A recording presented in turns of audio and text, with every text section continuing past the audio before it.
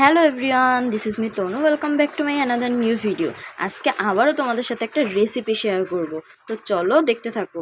দেখো, মাছটাকে প্রথমেই আমি আটা আর পরিমাণ মতো লবণ আর হলুদ দিয়ে ভালোভাবে মেখে ভেজে নিয়েছি। দেন এখন যে কড়াইতে তেল গরম করে কালিজিরা ফোড়ন দিয়ে দিয়েছি।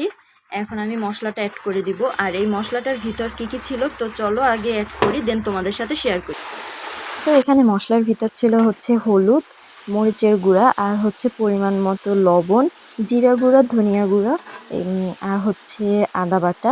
তো এগুলো আমি অ্যাড করে দিয়েছি একসাথে। আর সাথে তো মরিচ থাকবে, মরিচ না হলে কেমন লাগে একটা, যাই হোক। আর এটা কিন্তু ডাঁটা শাকের ডাঁটগুলো, এগুলো খেতে গ্যাস ভীষণ মজা লাগে। তাই আমি মশলাটাকে সামান্য পরিমাণে একটু কষানোর পরেই এটা দিয়ে দিয়েছি। যেহেতু এটাকে আমি মানে অন্য কিছু করিনি, কষিয়ে দিয়ে দিব, তাই আমি একটু আগেই দিয়ে দিয়েছি। আর তোমরা কে কে এরকম ডাটা দিয়ে কোনো কিছু রান্না করো অবশ্যই কমেন্টস করে জানিও। মাছের ভিতর বা কোনো তরকারির ভিতর এই ডাটাগুলো অ্যাড করা হলে কিন্তু খুব বেশি মজা লাগে খেতে। আর তোমাদের মধ্যে অনেকেই আমাকে অনেক সুন্দর সুন্দর কমেন্টস করো এই রান্নার ভিডিওগুলোতে। তো আমি নেক্সট দিন থেকে ট্রাই করব কমেন্টগুলো, কিছু কিছু কমেন্ট পড়ার। তো আশা করব তোমরা আরও সুন্দর সুন্দর কমেন্ট করবে, বেশি বেশি করে কমেন্ট করবে, যাতে তোমাদের নামটা আমি ভিডিওর মধ্যে বলতে পারি। তো যাই হোক, এই তো দেখো আমি কষিয়ে নিচ্ছি ভালোভাবে। আর এই ডাটাগুলোকে একটু সেদ্ধ তো করে নিতে হবে, তাই অনেকক্ষণ যাবত একটু কষিয়ে নিচ্ছি। আর এই রান্নার ভিডিও ছাড়ার মানে জাস্ট তোমাদের সাথে কিছু শেয়ার করা। তোমরা যে এরকমভাবে রান্না করো না, বিষয়টা কিন্তু এমনটা নয়।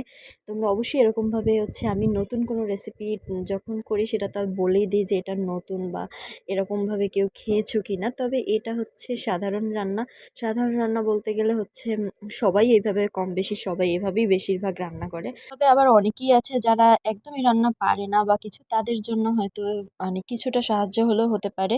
তো সব কিছু বিবেচনা করে আমি রেসিপিটা শেয়ার করি।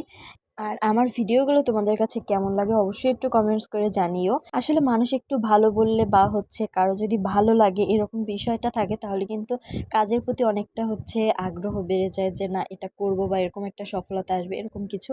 তো আশা করব তোমরা একটু আমাকে বেশি বেশি করে কমেন্টস করবে আর জানাবে আমার ভিডিওগুলো তোমাদের কাছে কেমন লাগে। আর এই তো দেখো, মাছগুলো আমি অ্যাড করে দিয়েছি। দেন জাল দিয়ে নেব বেশ কিছুক্ষণ। আর এই তো দেখো, বলতে না বলতে এই যে মাছ রান্না একদম কমপ্লিট। এই ফাইনাল লুক। তোমাদের কেমন লেগেছে জানিও কিন্তু কমেন্টস করে। আর খেতে কিন্তু বেশ দারুণ হয়েছিল। তো আমার ভিডিও ভালো লাগলে অবশ্যই লাইক, কমেন্ট, শেয়ার করে পাশে থেকো। আর আর যারা ইউটিউব থেকে দেখছো অবশ্যই একটা সাবস্ক্রাইব করে দিও। তো থ্যাংকস ফর ওয়াচিং, টাটা।